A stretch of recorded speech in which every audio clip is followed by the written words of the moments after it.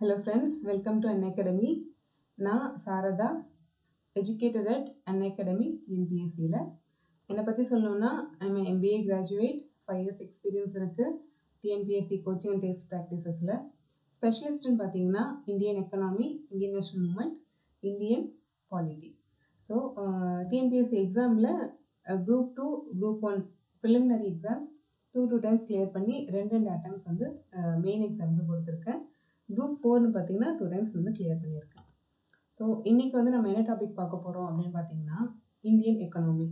Indian எக்கனாமியில் இன்றைக்கி பார்க்க போகிற டாபிக் வந்து பிளானிங் இன் இந்தியா, அதாவது இந்தியாவில் திட்டமிடல். என்ன மேம், பிளானிங் இன் இந்தியா வந்து அவ்வளோ இம்பார்ட்டண்டான டாப்பிக்கா, இது நாங்கள் வந்து கண்டிப்பாக படித்தே ஆகணுமா அப்படின்னு சொல்லிட்டு கேட்டிங்கன்னா, எஸ், கண்டிப்பாக நீங்கள் படித்து தான் ஆகணும். ரொம்ப சிம்பிளாக தான் இருக்கும். இப்போ வந்து இந்தியாவில் நிதி ஆயோக் வந்து கொண்டு வந்தாச்சு. 5 இயர் பிளான்ஸ்லாம் வந்து ஸ்டாப் பண்ணிவிட்டு பிளானிங் கமிஷனை அபாலிஷ் பண்ணிட்டாங்க. இப்போ நிதி ஆயோக் தான் வந்து பிளான்ஸ்லாம் போடுறது, அப்ரூவல் பண்ணுறது, ஒரு திங்க் டேங்காக வந்து செயல்பட்டு வருது. ஸோ இந்த சுச்சுவேஷனில் நிதி ஆயோக் பற்றி தானே படிக்கணும், 5 இயர் பிளான் பற்றி படிக்கணுமா? அதுக்கு முன்னாடி வந்து பிளானிங் இன் இந்தியா, அதில் வந்து என்ன மாதிரியான பிளான்ஸ்லாம் வந்து இன்ட்ரடியூஸ் பண்ணாங்க, அந்த மாதிரி ஹிஸ்ட்ரிலாம் தேவையா அப்படின்னு கேட்டிங்கன்னா, கண்டிப்பாக நீங்கள் previous year TNPSC question paper எடுத்து பாருங்கள். இதில் வந்து ஒவ்வொரு கொஷின் பேப்பர்லேயுமே வந்து இந்தியாவில் வந்து எந்த மாதிரியான பிளான்ஸ் வந்து யார் இன்ட்ரடியூஸ் பண்ணது, எந்த இயர், அதோட தன்மைகள் என்ன, 5 இயர் பிளானில் எந்த 5 இயர் பிளானில் எந்த மாதிரியான நலத்திட்டங்களை வந்து கொண்டு வந்தாங்க அப்படிங்கிறத வந்து ரிப்பீட்டடாக கேட்டுகிட்டே இருப்பாங்க. ஸோ இது எல்லாமே நம்ம ஹிஸ்ட்ரி எல்லாத்தையும் படித்து வச்சுருக்க வேண்டியது ரொம்ப ரொம்ப இம்பார்ட்டண்ட். ஸோ இன்றைக்கி வந்து பிளானிங் இன் இந்தியா இதை பற்றி வந்து டீட்டெயிலாக பார்க்கலாம். இந்தியாவில் திட்டமிடல் அப்படிங்கிறது, இந்த திட்டமிடல் அப்படிங்கிற கருத்து, கான்செப்ட் ஆஃப் பிளானிங் வந்து நம்ம எங்கேருந்து கொண்டு வந்தோம் பார்த்திங்கன்னா சோவியத் ரஷ்யா.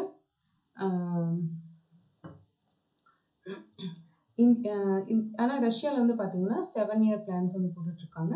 நம்ம வந்து 5 இயர் பிளான்ஸ் வந்து போட்டுட்ருந்தோம். 5 இயர்ஸ் பிளான் அப்படின்னு பார்த்திங்கன்னா ஃபஸ்ட்டு வந்து 5 இயர் பிளான் வந்து 1951 1956 வரைக்கும் ஃபஸ்ட்டு 5 இயர் பிளான் நம்ம வந்து போட்டோம். அந்த டைமில் வந்து ப்ரைம் மினிஸ்டராக இருந்தவர் ஜவஹர்லால் நேரு அவர்கள்.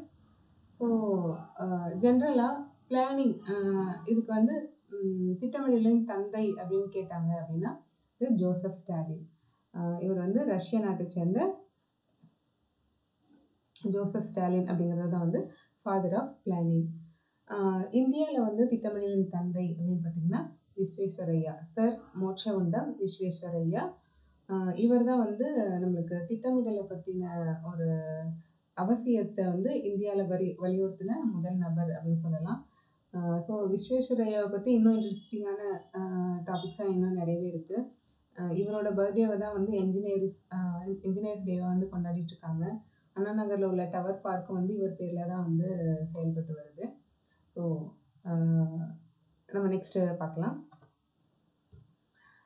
இதுக்கு முன்னாடி பிளானிங் கமிஷனுக்கு வர்றதுக்கு முன்னாடி எந்த மாதிரியான பிளான்ஸ்லாம் வந்து போடப்பட்டன அப்படிங்கிறது வந்து நம்ம பார்க்கலாம். ஃபஸ்ட்டு வந்து விஸ்வேஸ்வரையா பிளான் அப்படின்னு சொல்லுவோம். இதுதான் வந்து நான் முன்னாடியே சொன்னது. ஃபஸ்ட்டு இந்த திட்டமிடல் வந்து நம்ம நாட்டுக்கு வந்து எவ்வளோ முக்கியம் அப்படிங்கிறத வந்து வலியுறுத்தி சொன்னவர் விஸ்வேஸ்வரையா அவர்கள். இவர் வந்து ஒரு புக் வந்து ரிலீஸ் பண்ணார். என்னென்னு பார்த்தீங்கன்னா த பிளான்டு எக்கனாமி ஆஃப் இந்தியா அப்படிங்கிறது 1934 வந்து பப்ளிஷ் பண்ணார். ஸோ இது வந்து விஸ்வேஸ்வரையா பிளான் அப்படின்னு சொல்லுவாங்க. நெக்ஸ்ட்டு வந்து எஃப்ஐசிசிஐ ஃபிக்கி அப்படின்னு சொல்லக்கூடிய federation of Indian chambers and commerce.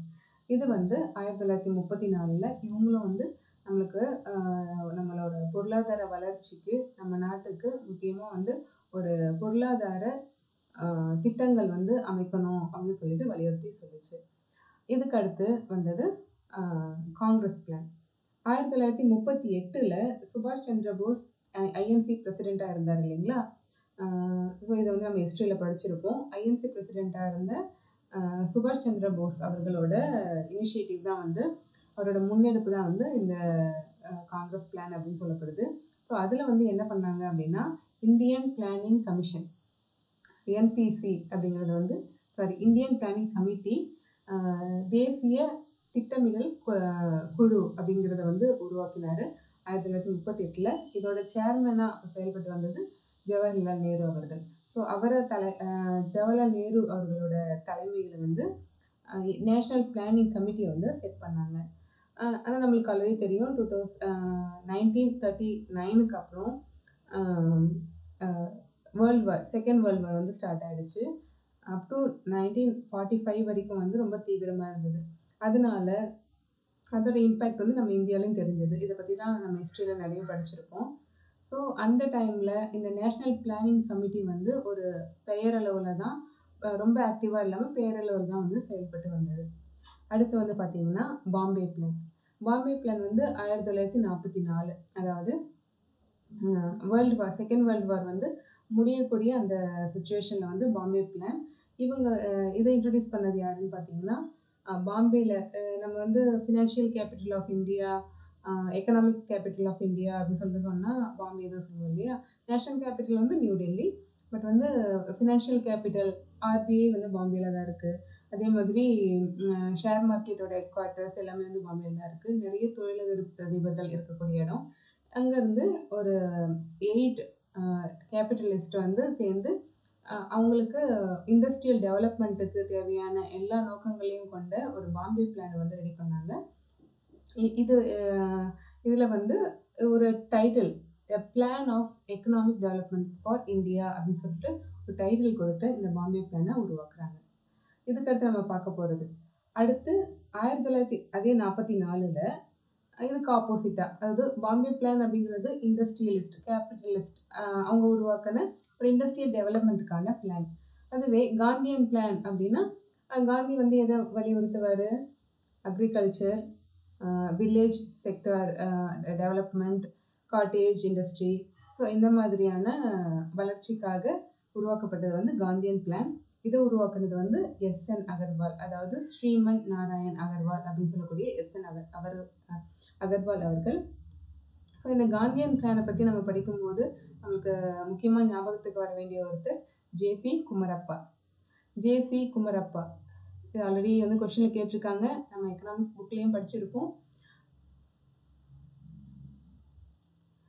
ஜேசி குமரப்பா வந்து இன்னும் என்னன்னு சொல்லுவோம், நம்ம கிரீன் காந்தி, பச்சை காந்தி அப்படின்னு சொல்லிட்டு சொல்லுவோம். இவரும் வந்து ஒரு காந்திய கொள்கையை வந்து வலியுறுத்தக்கூடியவர். அகிம்சை, அக்ரிகல்ச்சர் டெவலப்மெண்ட், கிராமங்கள் தான் வந்து நாட்டோட முதுகெலும்பு அப்படின்னு சொல்லக்கூடிய காந்திய கொள்கையை கொண்ட ஒரு காந்தியவாதி தான் வந்து ஜேசி குமரப்பா.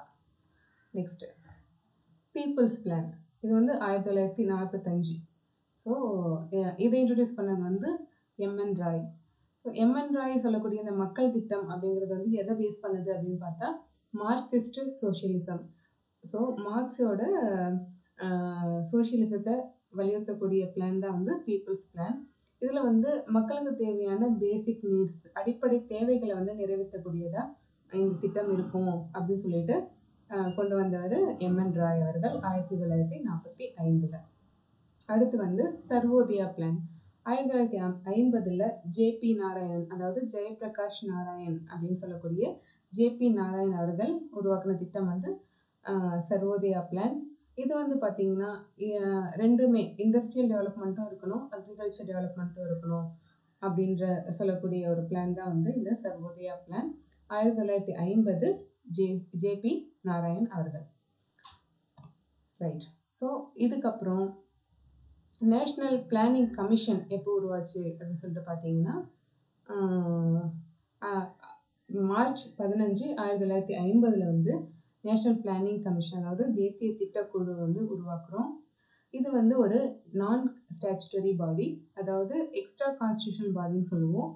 எக்ஸ்ட்ரா கான்ஸ்டியூஷனல் பாடி அப்படின்னா என்னன்னு பார்த்தீங்கன்னா, இது வந்து ஒரு சட்ட மூலமாக வந்து நிறைவேற்றப்பட்டிருக்கும். ஆனால் வந்து நம்மளோட கான்ஸ்டிடியூஷனில், அரசியலமைப்பில் வந்து எந்த இடத்துலையும் இதை பற்றி குறிப்பிட்டிருக்க மாட்டாங்க. ஃபார் எக்ஸாம்பிள், இப்போ ஃபினான்ஸ் கமிஷன் அது வந்து நம்ம ஸ்டாச்சுட்டரி பாடியா அப்படின்னு கேட்டால் எஸ். ஏன் அப்படின்னு பார்த்தீங்கன்னா, இது வந்து ஆர்டிக்கல் 280 ஆர்டிக்கல் 280 வந்து ஃபினான்ஸ் கமிஷனை பற்றி கான்ஸ்டியூஷனில் தெளிவாக சொல்லியிருக்காங்க. அதனால இதை வந்து நம்ம கான்ஸ்டியூஷன் பாடி அப்படின்னு சொல்லிட்டு ஃபினான்ஸ் கமிஷனை சொல்லுவோம். அதுவே நேஷ்னல் பிளானிங் கமிஷன் அப்படிங்கிறத பற்றி எந்த இடத்துலையும் வந்து குறிப்பிடல. இதுக்கான எந்த ஆர்டிக்கலுமே வந்து நம்ம கான்ஸ்டியூஷனில் இல்லை. அதனால இது வந்து சட்டப்பூர்வமற்ற அமைப்பு, நான் ஸ்டாச்சுட்டரி பாடி, எக்ஸ்ட்ரா கான்ஸ்டியூஷன் பாடி அப்படின்னு சொல்லிட்டு நம்ம சொல்லலாம். ஸோ இந்த நேஷ்னல் பிளானிங் கமிஷன் தான் வந்து 5 ஆண்டு திட்டங்கள் எல்லாத்தையுமே வந்து உருவாக்குது. அதோட டார்கெட் ஃபிக்ஸ் பண்ணி அது எந்த மாதிரியான ஒரு நலத்திட்டங்கள்லாம் இன்ட்ரடியூஸ் பண்ணலாம் அப்படிங்கிறத வந்து டிசைட் பண்ணுறது நேஷ்னல் பிளானிங் கமிஷன். ஸோ இதுக்கு வந்து எப்பயுமே ஹெட்டு பிரைம் மினிஸ்டர் தான் இருப்பார், எக்ஸ் அஃபிஷியோ சேர்மேன். இந்த பிளானிங்லாம் நம்ம போடுறோம் இல்லையா, இதுக்கு வந்து என்னென்ன அப்ஜெக்டிவ்ஸ் இருக்குது அப்படின்னு பார்த்தீங்கன்னா, பொருளாதார வளர்ச்சி, எக்கனாமிக் க்ரோத்,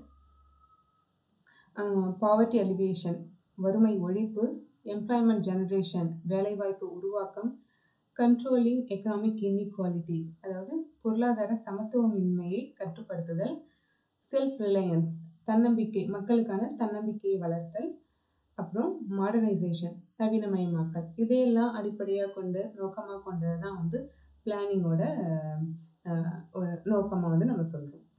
ஸோ இது எல்லாமே வந்து ஒரு மானிட்டர் பண்ணக்கூடிய, அப்ரூவல் பண்ணக்கூடிய அமைப்பு என்னன்னு பார்த்தீங்கன்னா நேஷ்னல் டெவலப்மெண்ட் கவுன்சில். இது வந்து 1952 வந்து உருவானது. இவங்க தான் வந்து பிளானிங் கமிஷன் உருவாக்குற பிளான்ஸை வந்து அப்ரூவல் பண்ணுறது, அதை மானிட்டர் பண்ணுறது, அதோட வளர்ச்சி எப்படி இருக்குது, என்னென்ன சேஞ்சஸ் வந்து நடந்திருக்கு, எந்த அளவுக்கு வந்து எக்ஸிக்யூட் பண்ணியிருக்காங்க அப்படிங்கிறத வந்து ஒரு ஸ்க்ரீனிங் பண்ணக்கூடிய ஒரு அமைப்பாக வந்து நேஷ்னல் டெவலப்மெண்ட் கமிஷன் வந்து இருந்தது.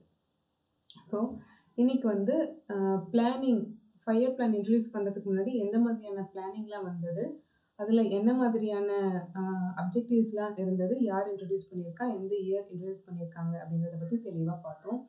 ஸோ இதுக்கு அடுத்து வந்து நம்ம பார்க்க போகிறது நிதி ஆயோக் பற்றியும், அதுக்கு முன்னாடி 5 இயர் பிளான்ஸில் எந்தெந்த 5 இயர் பிளானில் என்ன மாதிரியான திட்டங்கள்லாம் வந்து இன்ட்ரடியூஸ் பண்ணியிருக்காங்க அப்படின்றத பற்றி நம்ம தெளிவாக பார்க்கலாம். ஸோ இந்த வீடியோவில் இருந்து நான் இப்போ ஒரு கொஷின் கேட்குறேன், அதுக்கு நீங்கள் கமெண்ட்டில் ஆன்சர் பண்ணுங்கள். சர்வோதயா பிளானை வந்து இன்ட்ரடியூஸ் பண்ணது யார்? கமெண்ட்டில் பண்ணுங்கள். ஸோ நெக்ஸ்ட் கிளாஸில் பார்க்கலாம். தேங்க்யூ.